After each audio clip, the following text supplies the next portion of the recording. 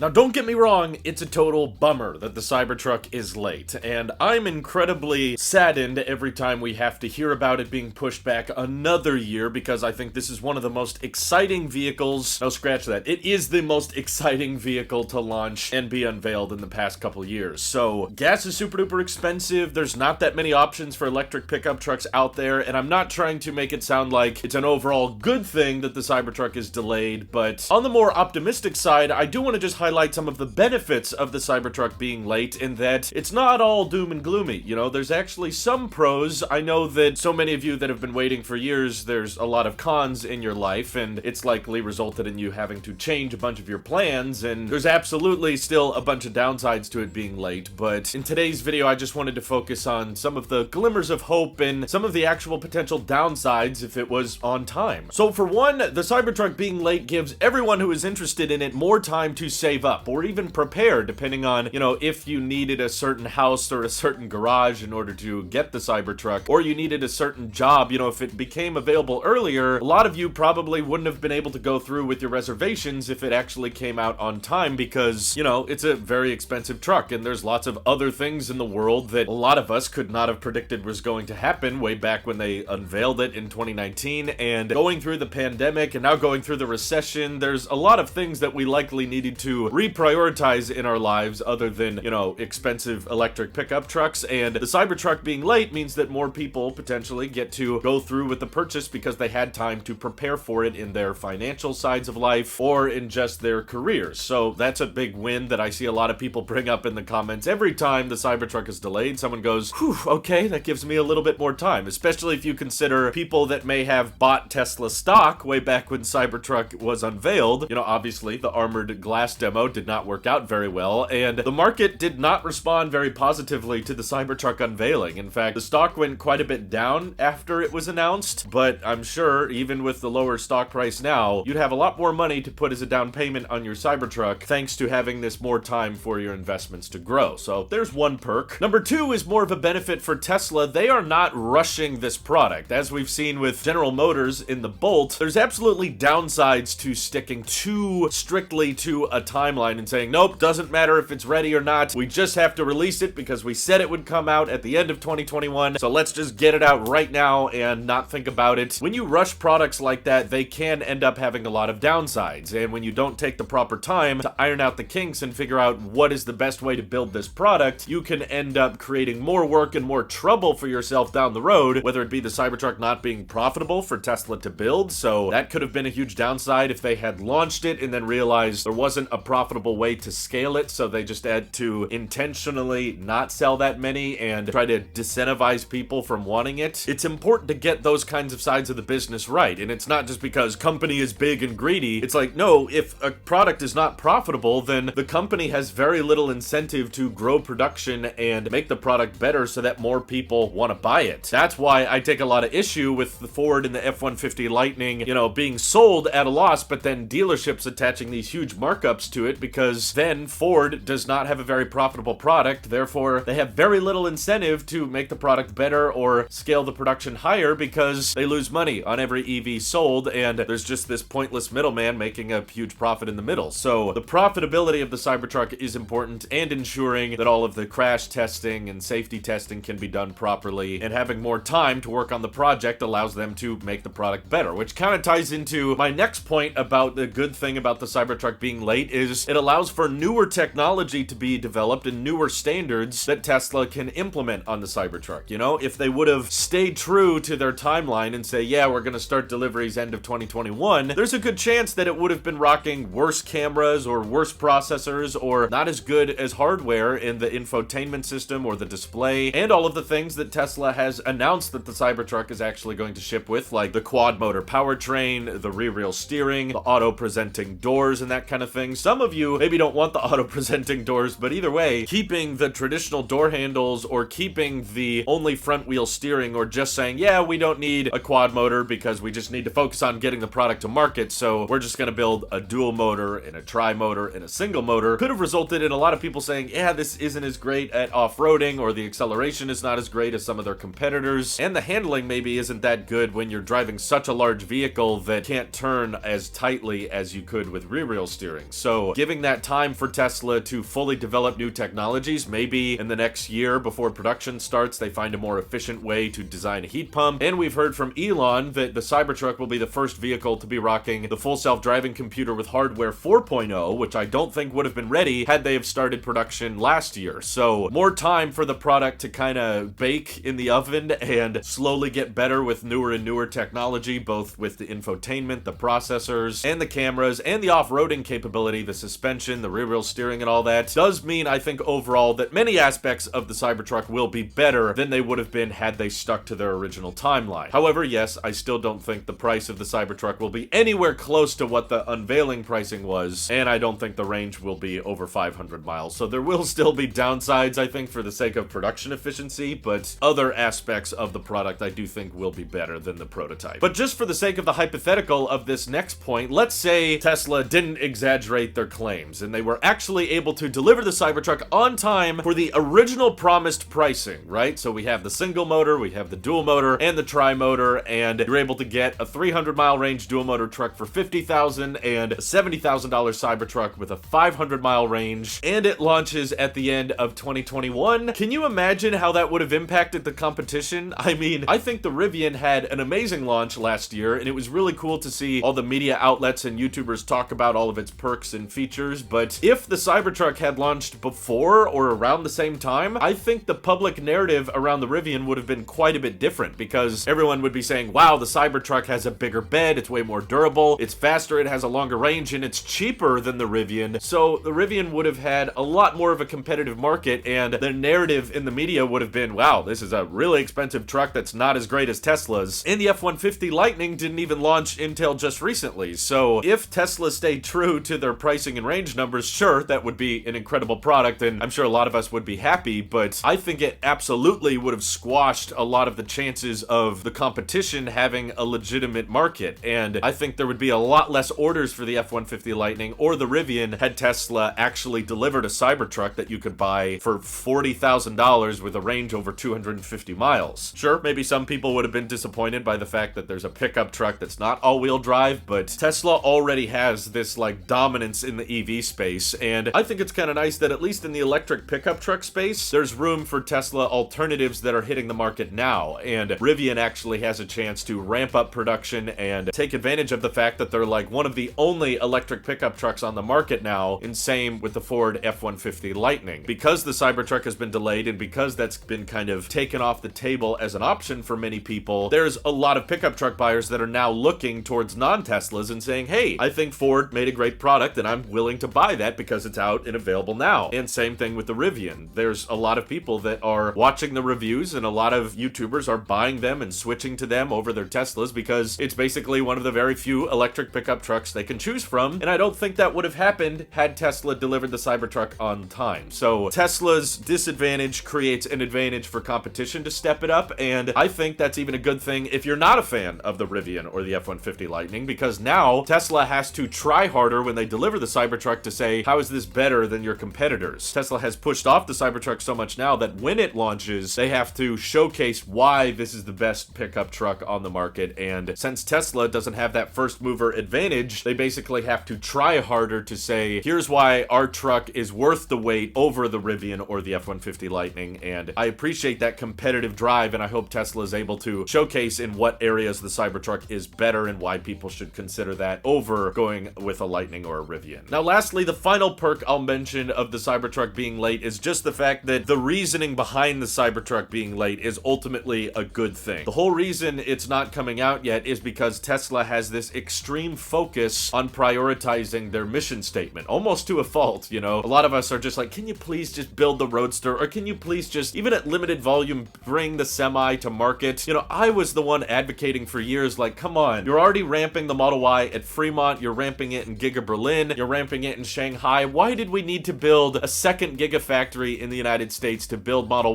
Ys when there's so much demand for this truck? Couldn't Giga Texas have prioritized Cybertruck production first and likely gotten it up and running a lot faster because there was no paint shop to worry about, and, you know, maybe expand to Model Y production later? But the reason they didn't is because Tesla knew if they introduced new models and new trims and new tiers, they would deliver less overall cars. And I think Tesla is right in that regard, that delivering more cars that don't require gasoline helps accelerate the transition to sustainable energy faster than ensuring that they have all kinds of different trims. Like, yeah, they could design a full-size SUV, or like Elon tweeted out this morning, they could do a robo-van that's infinitely customizable and very modular, and yeah, they could do a Model 3 coupe, and yeah, they could launch the Roadster now, but all that would do is complicate manufacturing further, and they wouldn't be able to deliver a total more amount of vehicles because they're still limited by their raw materials and the number of batteries and the number of chips. And when they have such a tremendously large backlog already for the Model Y, it really makes no sense to introduce the Cybertruck right now when there's already an announced and delivered product that people are waiting on. So Tesla wants to address that first, and they can absolutely ramp more profitably and more quickly a vehicle that they've already ramped before, because they've learned a lot from the Model Y ramp at Fremont and they've applied that to all of their factories now. Ultimately, I think we should give some credit to Tesla for prioritizing the main thing and not getting distracted by, yeah, this new pickup truck would be really cool, or a cyber SUV, that would be really nice, or this Roadster would be amazing. You know, they are happy to unveil them and let people know this is what we want to make in the future, but as far as what their day-to-day operations look like, they're not getting distracted by that, and they're staying true to their mission statement, which directly or indirectly does benefit all of us, you know? I think a lot of people act like, oh, Tesla only cares about pleasing their shareholders and they only care about being profitable, whereas if you're looking at how much good they're doing as a total company with getting gas cars off the road and deploying more and more solar energy that can cover the energy needs of their factories and their customers, with supercharging being powered through renewable energy, their main focus is Earth. Like, their main priority is not even their customers, it's everybody. And there's a lot of people that don't believe in electric vehicles and don't think climate change is real and don't think that global emissions are a problem that will benefit from all of the time and energy that Tesla puts into their products and ensuring that we have less dependence on oil and creating vehicles that are desirable, that people want to buy, but at the same time don't cause lung diseases and don't cause pollutants in local environments. That's where Tesla's priority is. And I think if they cared more about shareholder perspective and if they cared more about looking good to the public, they probably would have rushed the Cybertruck. They would have delivered it earlier because it's a crowd pleaser product. The public would be way more positive towards Tesla if they would stick to their timelines and deliver less vehicles. And based on what I've seen from the public's response, a lot of people don't care about Tesla staying true to their mission statement, and they just think about, well, you were late with the Semi, well, you were late with the Roadster, well, you were late with the Cybertruck, therefore I think you're a disappointment and all you talk about is vaporware. So they have a worse public perception and their stock price gets penalized for them staying true to their mission. It's just that staying true to their mission doesn't always mean the most exciting thing, and oftentimes that means, sorry, we can't focus on the new and exciting product, we have to focus on the established old boring product because that's going to help us accelerate the transition faster. So I'll give credit where credit is due for all of those things. Still, ultimately, I'm upset that it's delayed, and frankly, I think there's a decent chance that if the 4680 ramp doesn't go very smoothly, the Cybertruck could easily get delayed again till 2024, 2025. But regardless of when it launches, if there's any updates or new info to talk about, you can, of course, find me talking about it here on this channel. So once again, thanks to everyone on Patreon supporting this channel directly. Seriously, helps us out a ton, as does just watching these videos. So thanks again, and have an excellent rest of your day. Take care.